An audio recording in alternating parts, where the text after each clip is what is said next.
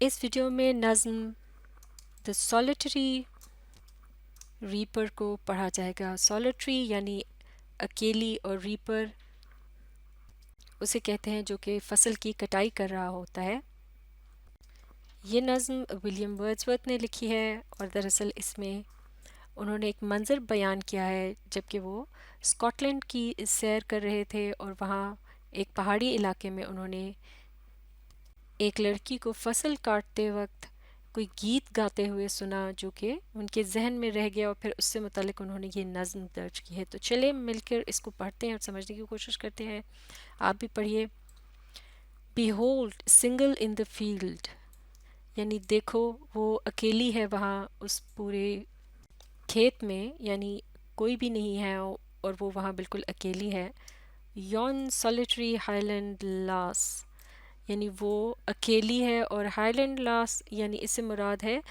Scottish لڑکی، جیسے کہ اس کی یہ وہاں جو اسکاٹ لینڈ ہے وہ علاقہ ایسا ہے جو کہ پہاڑی علاقہ ہے، اور وہاں وہ سیر کے لیے گئے،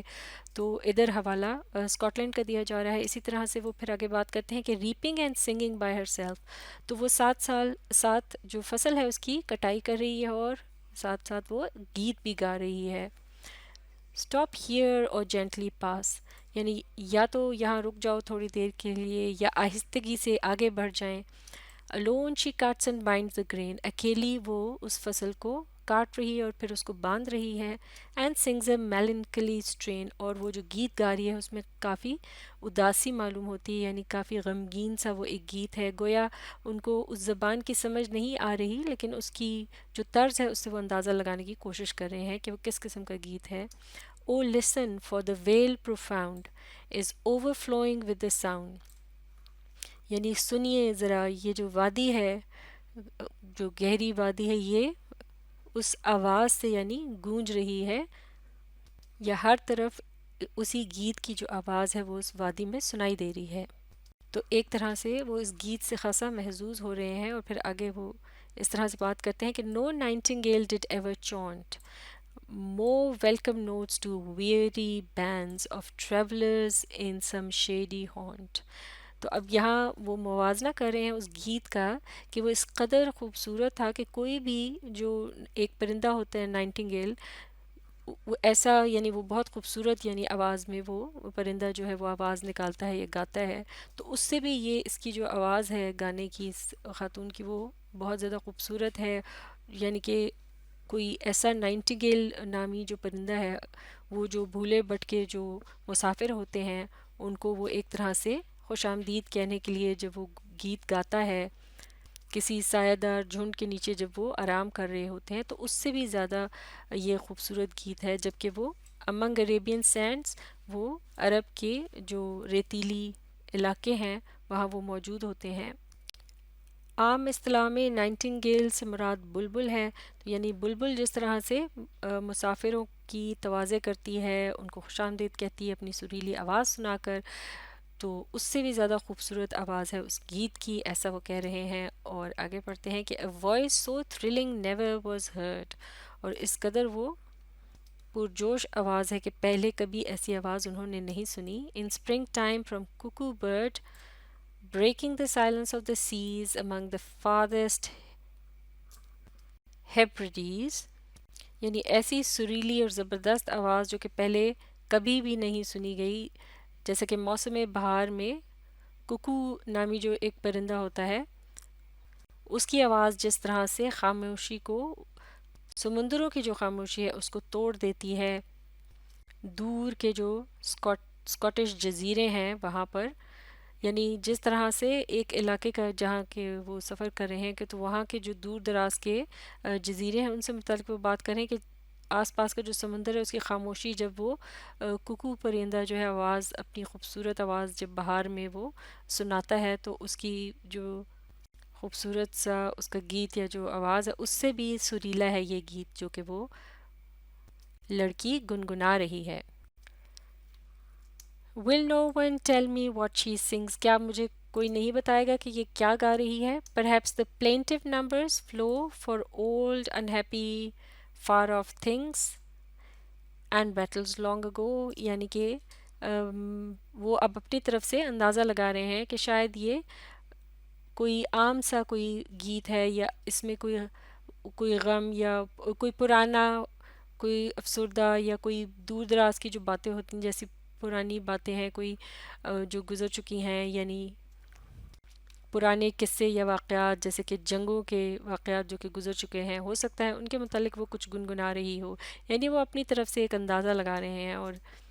یہ ان کو ایک طرح سے اس سوال اٹھایا ہے کہ کوئی ان کو اس کا مطلب سمجھائے، یعنی ان کو یہ شوق ہو رہا ہے، جاننا چاہ رہے ہیں کہ دراصل وہ کیا گا رہی ہے، اس قدر وہ اس گیت سے محظوظ ہو رہے ہیں۔ اور از اٹ سم مور ہمبل لے فیملیئر میٹر آف ٹوڈے، اور اب وہ ایک اور اندازہ لگا رہے ہیں کہ ہو سکتا ہے، ممکن ہے کہ وہ جو گیت گا رہی ہے وہ روزمرہ کی زندگی کے جو معمولات ہیں اس سے متعلق کوئی بات ہو، سم نیچرل سورو، لاس اور pain that has been and may be again, یعنی شاید وہ کوئی افسردہ کوئی واقعہ ہوا ہے، کوئی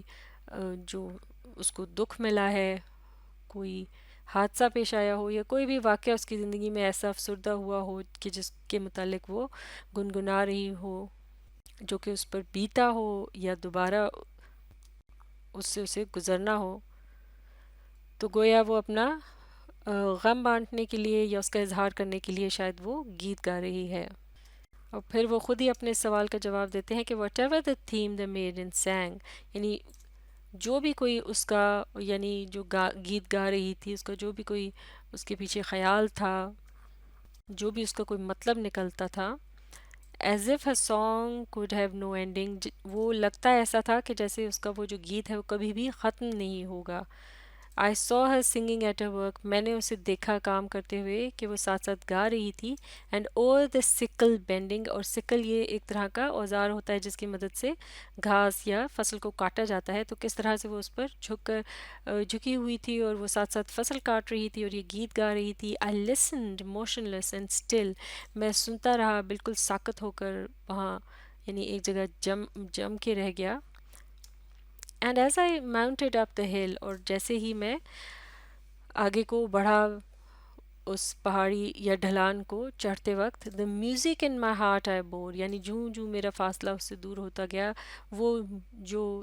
اس کا دھن تھی اس گیت کی، وہ میرے دل میں باقی رہ گئی، یعنی اسے وہ بھلا نہ پائے، بلکہ وہ ایک طرح سے وہ اسے اپنے ساتھ ہی لے گئے، کیونکہ اس کا اثر ہوا تھا ان کے دل پہ بہت زیادہ، وہ اس سے بہت زیادہ محظوظ ہوئے، تو وہ گیت، اس کی آواز، وہ سب گویا ان کی یادداشت میں ایک طرح سے محفوظ ہو گیا۔ Long after it was heard no more, حتیٰ کہ جب وہ سنائی دینا باقی نہ رہا، یعنی وہ بہت دور چلے گئے اور اب وہ سنائی بھی نہ دے رہا تھا ان کو، یعنی ایک عرصہ گزرنے کے بعد بھی وہ اس کا جو اثر ہے اور اس کا وہ جو گیت کی دھن ہے وہ انہیں اسی طرح سے سنائی دیتی اور ان پر اثر کرتی، یعنی اس قدر وہ اس سے محظوظ ہوئے، لطف اندوز ہوئے۔ جیسے کہ ولیم ورڈزورتھ نے رومانٹک پوئٹری کی ابتدا رکھی تھی، جس سے مراد ہے زیادہ تر شاعری کی ایسی طرز جو کہ بہت ہی سادہ تھی اور اس میں قدرتی طریقے سے اپنے جذبات اور احساسات کا اظہار کیا جاتا تھا، یعنی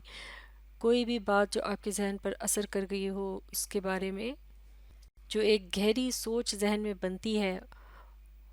اس کا ایک طرح کا برملا اظہار، یعنی ایک روانی کے ساتھ، بنا کسی زیادہ تراش خراش کے، یعنی سادہ الفاظ میں جب اس طرح سے اظہار کیا جاتا تھا تو اسے یا اس انداز شاعری کو رومانٹک شاعری کہا جاتا تھا۔ اور زیادہ تر جو موضوع ولیم ورڈزورتھ نے چنے ہیں وہ قدرت سے متعلق تھے، اور یہاں بھی یہ دیکھنے میں آ رہا ہے کہ جیسے ایک قدرتی منظر ہے جہاں پر ایک پہاڑی علاقہ ہے کہ جہاں انہوں نے یہ منظر دیکھا، اور پھر یہاں جو خاص موضوع بنایا ہے وہ ایک صنف ہے، یعنی صنف موسیقی کہ جس کی بات کی ہے اور اس کی خاصی تعریف کی ہے، اس کا